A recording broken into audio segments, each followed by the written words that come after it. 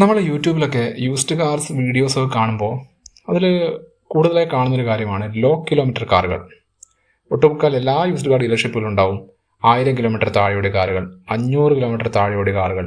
എന്തിന് ഈ അടുത്ത കാലത്ത് ഞാൻ കണ്ടു ഒരു വാഗണർ 25 കിലോമീറ്റർ ഓടിയ കാറ്, യൂസ്ഡ് കാറാണ്, വിൽക്കാൻ വേണ്ടി ഇട്ടിരിക്കുന്ന കാറുകൾ. എങ്ങനെയാണ് ഈ തരത്തിലുള്ള കാറുകൾ വരുന്നതെന്ന് ശ്രദ്ധിച്ചിട്ടുണ്ടോ? ഇതിനുള്ള പ്രധാനപ്പെട്ട ഒരു കാരണം EMI എന്ന് പറയുന്നൊരു വാക്കാണ്. ഒരാഗ്രഹത്തിൻ്റെ പുറത്ത് ചാടി കയറി ഒരു കാർ അങ്ങോട്ട് എടുക്കും. പക്ഷേ ആ കാറിൻ്റെ കൊണ്ടു നടക്കാനുള്ളൊരു കപ്പാസിറ്റി, മലയാളത്തിൽ പറഞ്ഞാൽ പണത്തിൻ്റെ ലഭ്യത കുറവ്.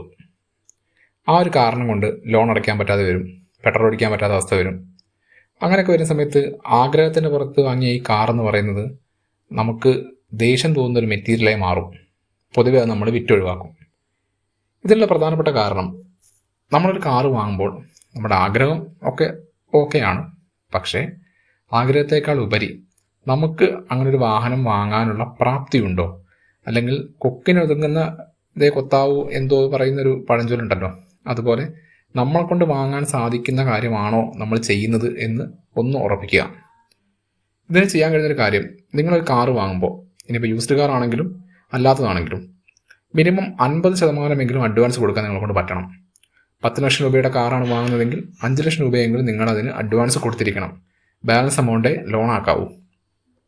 രണ്ടാമത്തത്, ഷോറൂമിൽ പോയി ഷോറൂമുകാർ പറയുന്ന ബാങ്കിൻ്റെ ലോൺ എടുക്കുന്നതിന് പകരം നിങ്ങൾക്ക് ബാങ്ക് അക്കൗണ്ടുള്ള ബാങ്കിലും അല്ലാതെ മറ്റ് ബാങ്കുകളിലൊക്കെ ഒന്ന് കയറി എത്രയാണ് ഇൻട്രസ്റ്റ്, എങ്ങനെയാണ് അടവിൻ്റെ കാര്യങ്ങൾ എന്നൊക്കെ ഒന്ന് അന്വേഷിച്ച് മനസ്സിലാക്കിയതിന് ശേഷം മാത്രം കൊണ്ട് തലവെക്കുക. ഏറ്റവും ഇമ്പോർട്ടൻ്റ് ആണ് ഇൻട്രസ്റ്റ് റേറ്റ്. എത്ര വർഷം വരെ നമുക്ക് ലോൺ എടുക്കാൻ പറ്റും, എത്ര ഇൻട്രസ്റ്റ് ഉണ്ടാവും, മാസം എത്ര അടവുണ്ടാവും, എല്ലാം നോക്കിയതിന് ശേഷം മാത്രം കാറ് വാങ്ങാൻ ശ്രമിക്കുക. അല്ലെങ്കിൽ ആഗ്രഹം 2 ദിവസം ഉണ്ടാവും, പിന്നെ നിങ്ങൾ കഷ്ടപ്പെട്ട് പണ്ടാറടങ്ങിപ്പോവും.